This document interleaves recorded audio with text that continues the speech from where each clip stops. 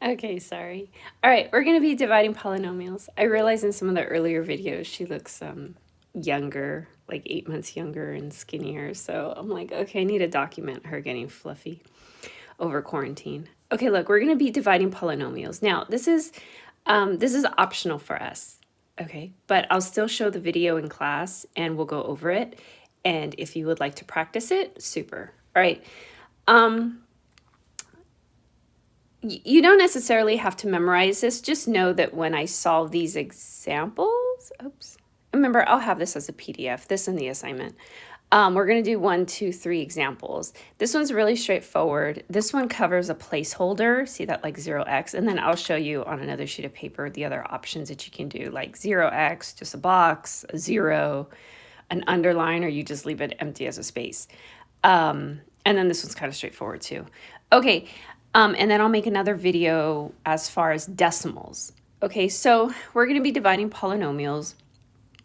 So I'll talk about this when we solve it and we're complete. And then I'll show you how you can write the two answers. Because if you notice, what's the difference between this pink asterisk and this yellow highlighted pink asterisk? The divisors are gone, and that's because of the cross product property. So remember, if I bring that up, it's divisor over divisor, and everything divided by itself, right, is 1. So you kind of cancel it out, which is like student language.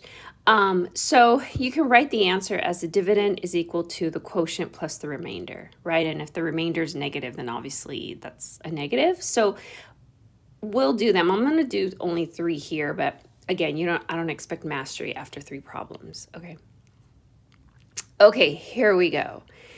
You can write, remember, you can have it in fraction or ratio form, or you can have it in this divisional horizontal form where this is a divisor, this is the dividend, this is the dividend, this is the divisor, right? And when you put it inside, this is the dividend, this is the divisor. Okay, so these are equivalent statements, right? It can be in fraction form or it could be written horizontally with a division symbol. Okay, and so that's why there I go back to ratio. All right, okay, so here we go.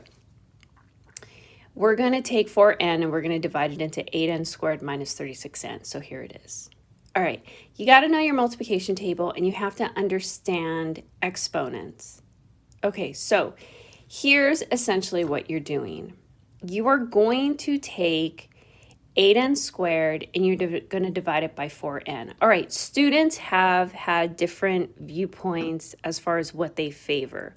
So some students to the side of the paper, they ask themselves and they take this dividend portion divided by the divisor and they essentially, right, and remember when you have a fraction of bases, you subtract. So 2 minus 1 is 1.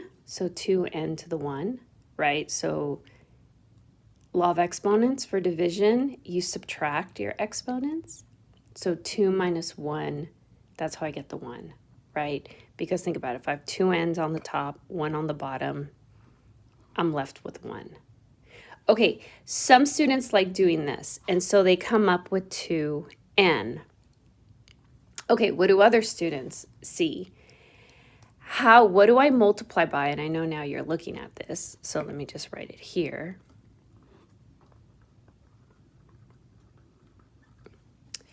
What do I multiply by? What times 4n gives me 8n squared? Well, how do I get a 4 to become an 8? You would have to multiply by, come on. What would I have to multiply 4 to get an 8? And you would say, oh, 2, because 2 times 4 is 8. Perfect. Okay, I have 1 n here. I need 2 n's. Remember, you have to produce the identical. So if this is 1 n and I need 2 n's, how many more do I need? 1. And so some students they like to talk it out and figure it that way through product. Not necessarily through division, but through product. They're both correct. And so if you look at that, what's 2 times 4? 8. What's n times n? N squared. Now, how do you know you did this correct? because they are identical. See, 8, 8, n, squared, squared. Beautiful. Perfect. So when you're dividing polynomials, your very first term, it has to be the identical of it, because then you're going to subtract and change the sign. Okay, so here's this two options. So let's go back here, right? Okay, so we got 2n, however way you saw it, right? So now remember, whenever you get up here where you're forming your quotient, you multiply to form your vertical, right? Alignment. She shed it as she walked by. Okay, so 2 times 4 is 8, and 1 times n1 is n squared. Beautiful. Okay, so now what? I need a marker. That's now what? All right, so now you're going to subtract vertically down. And so 8 minus 8n squared, that gives me 0. It's opposites, right? It's just 0, so it's perfect. Okay, so now that that one's out, you guys know to move along. You bring down the negative 36n. And now you restart the process. Okay, so I have minus 36n. Again, if you like the fractional portion, then take that minus 36n, divide it by your divisor, 4n, and then just simplify it. 4 goes into 36, that's negative 9. And n, there's no n, so I'm going to use a negative 9. That's what I'm going to introduce. Okay, if you like the whole 4n, right, here's 8n squared minus 36n, right? So we're kind of down here in this 36n part, right? We have stuff written here, right? Okay, if you want to look at it, okay, remember, you have to produce this identically. So I have negative 36. I have a 4. What do I multiply by? What number times 4 gives me negative 36? Negative 9, right? That would give me negative 36. I have an n, 1n. This has 1n. Do I need to introduce another one? No, I have enough, and so there's my n. And so look, negative 9, negative 9. So whether you like the division or whether you like to think about the product, you got to know your numbers and you have to know the law of exponents. Okay, all right, so let's come back here. So now we decided it was negative 9 because what times 4n would give me negative 36n? Negative 9. And so now multiply. Negative 9 times 4 is negative 36. And then n. No n, 1n, n. Okay, but remember, you always then vertically subtract. So I'm going to subtract. So this is going to become a positive because you have to switch the sign. Remember, negative 9 times 4 is negative 36, but you always subtract downward vertically. So the signs are going to get switched. So now you have negative 36, positive 36n, and there's my 0. Okay, so what is your quotient here? Because we're done, right? There's no other terms to bring down. Okay, what's my quotient?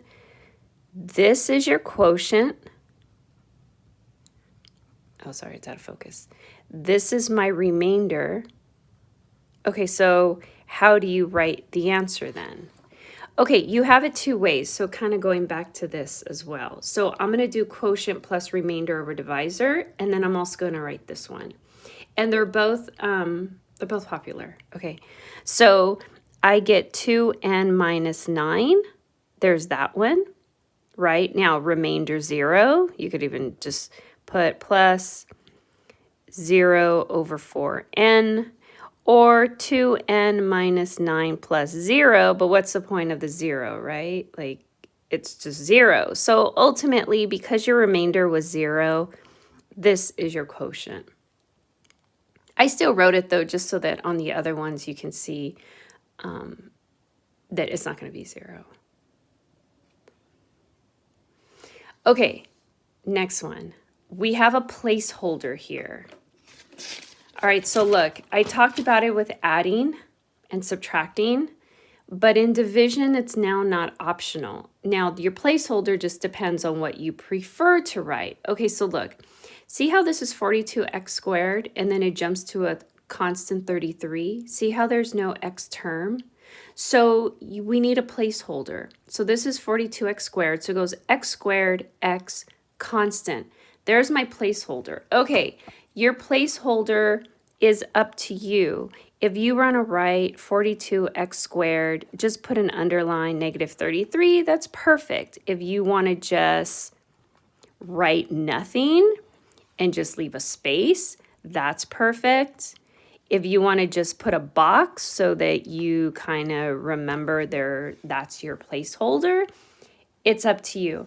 I just did this because I'm the teacher, that's my job. But 42, x to the 2, x to the 1, constant, I did that just so that you can see the descending of the exponents.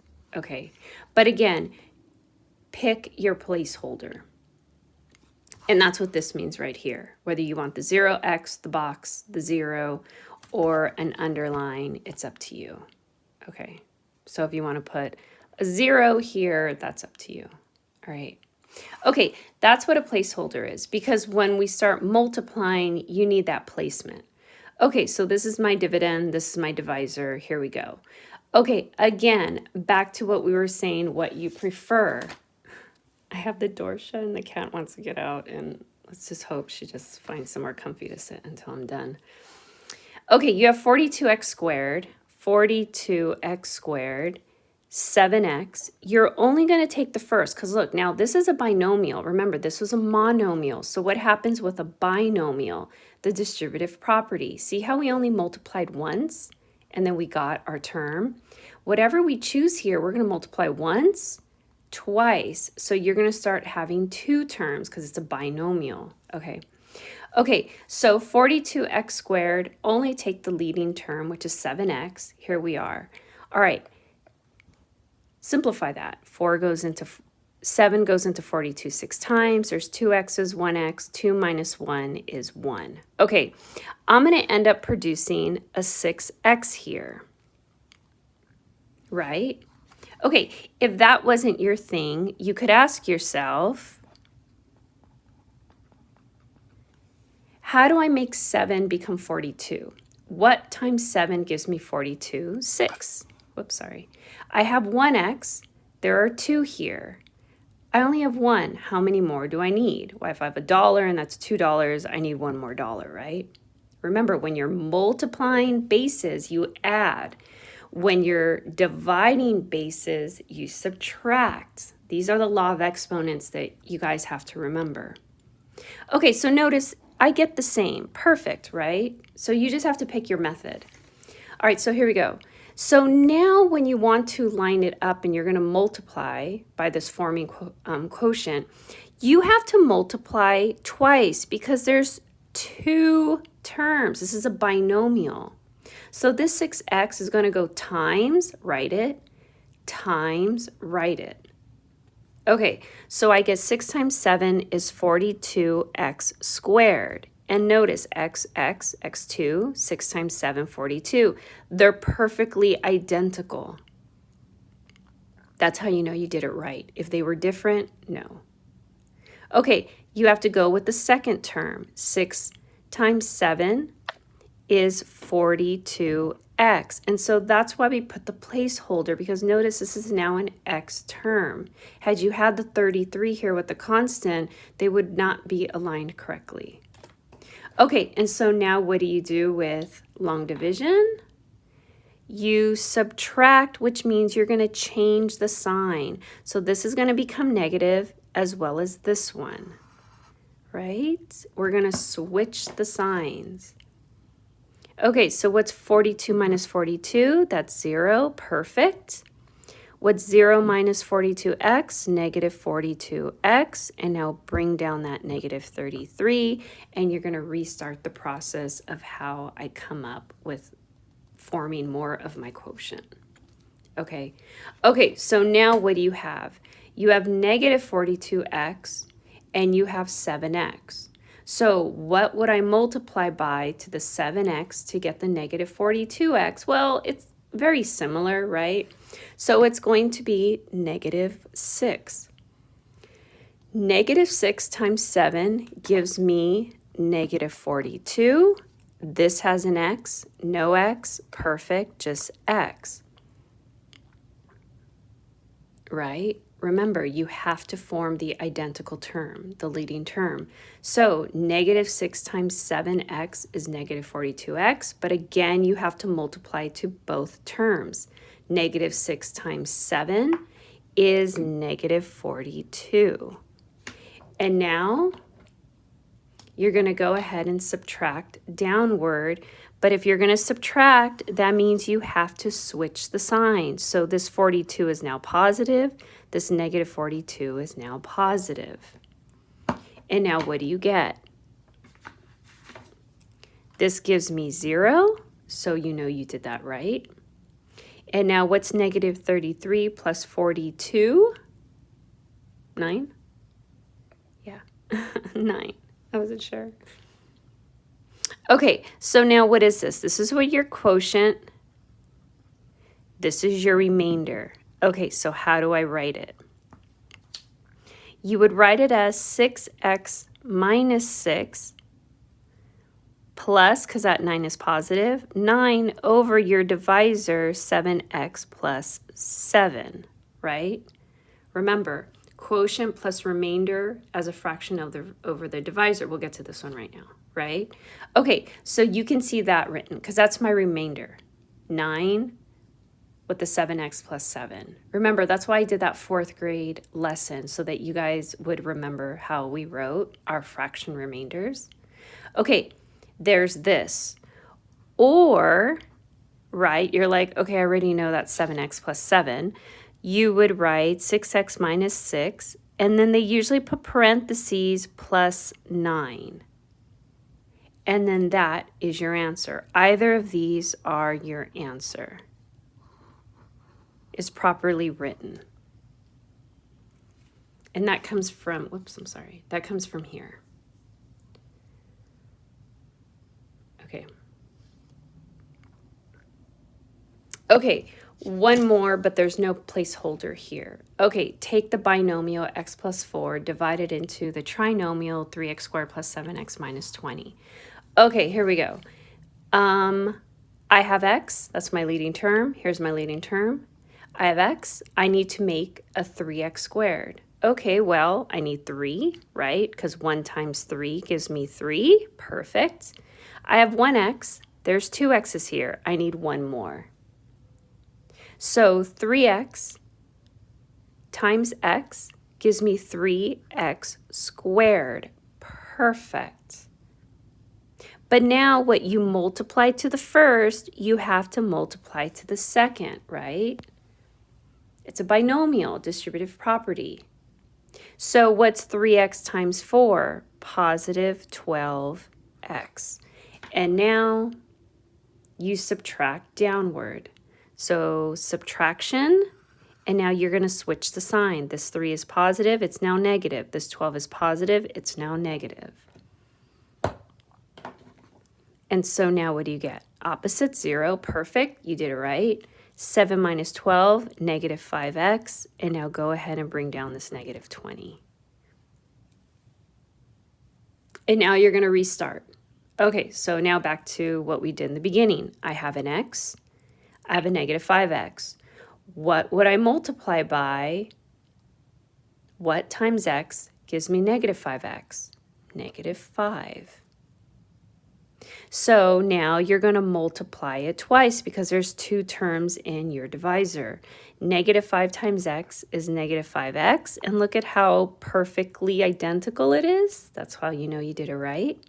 Negative 5 times x is negative 5x. Negative 5 times positive 4 is negative 20. And now you subtract, which means you switch the signs. I guess we're going to end up with a remainder of 0 here. I thought we didn't, but oh well. Okay, so this is 0, 0, so my remainder is 0. So here's my quotient. Wow, I spelled that wrong. And here's my remainder. Okay, so how could you write your answer? 3x minus 5, because the remainder is 0, so you wouldn't have to do this little 0 over 3x plus 4. Like, I kind of did there. Okay, you're not expected to have this mastered after just 3 examples, okay? So the assignment that's right after this PDF, so if you printed it, you also printed this. Here's these, we'll go through them, and then I'll give you guys some decimal ones if you kind of want to learn. That would be the end, like that's the hardest you would get, like if you were in an honors class, they'd give you decimals. Okay, all right. Have a good day. Yeah, she's like dying to go outside. I locked the door. Okay, bye.